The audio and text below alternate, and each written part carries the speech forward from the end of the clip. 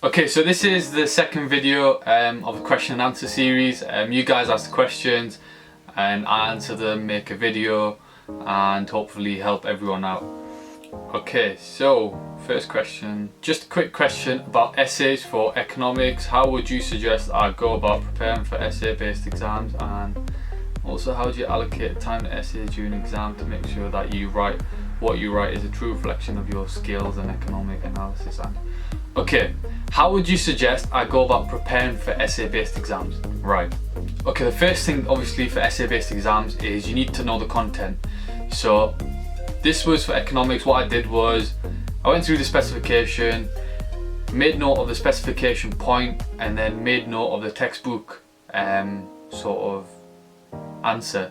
So the specification would say you should be able to describe what is meant by fiscal policy, and the textbook would say fiscal policy is blah blah blah blah blah, and I'd write that on my notes sort of thing. So the specification, what the specification says, and then what the textbook says.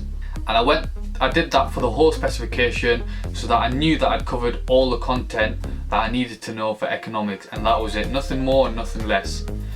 And then what you have to do is prepare for the essays. Now, the way to prepare for essays is just think of as many essay questions as you can.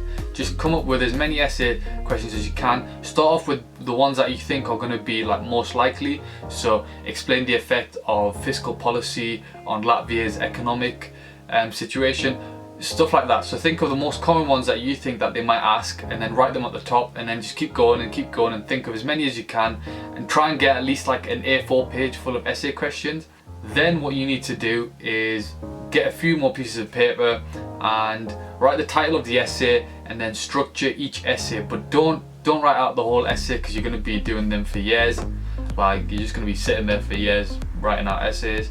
Instead, you need to draw a simple structure. So what I'd write for the introduction, I'd define fiscal policy, I'd talk about Latvia's situation first, and then next paragraph, bullet point, what I'm going to talk about. The next paragraph, bullet point, what I'm going to talk about. And then the next paragraph, and then the conclusion, bullet point, what I'm going to talk about. So that's there, you've got a plan, you've got you know what you're going to talk about and stuff like that as well. And it also, you can sort of use your notes while you're making these structures, so in a way it counts as revision as well. So the benefit of that is, number one, you feel more confident for the exam because you've tackled more or less every possible exam question that the exam board can ask. So you feel more confident, I'm prepared for whatever the exam board throws at me. And then the second thing is that you've revised your content while you were making these notes, so that helps you a lot as well. So that's what I did. How do you allocate time to essays during an exam to make sure that what you write is a true reflection of your skills and economic analysis and evaluation? Right, I never worried so much about how much I can show the examiner. There's people that are scared to they're not going to show the examiner enough. The examiner might think they're not that smart basically, but I wasn't really bothered. As long as I answer the question, as long as I put in a few keywords just to show just to show my knowledge, that was it. You don't need to go on and on about all these extra reading, topics you've read about, and the corruption in Latvia's economy and all this, just to show that you're a smart guy. You don't need any of that. All you need is what the question asks for. Throw in a few keywords from the specification that you think that might be unique, so not everyone might have used it, just a few people. Put in a few keywords, define the keywords, so you're not just putting it in there and just showing oh yeah, I've seen this on the internet, so I'm going to put it in. Define it so you know that, right, I know what this means, that's why I'm using it in context. And yeah, just try not, it's not as hard as you think. And even if you lose a few marks on the essay, you're going to gain them back in the small questions. How do you allocate time?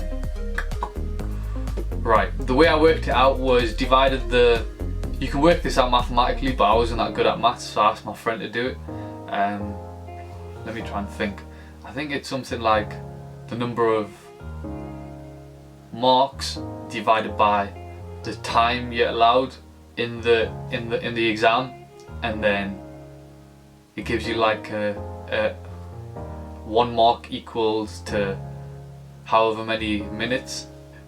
Just ask your teacher or ask your friend who's good at maths to work out how many minutes you can spend on each question. I'm not good at maths at all. Thanks for watching. Make sure you like, comment and subscribe.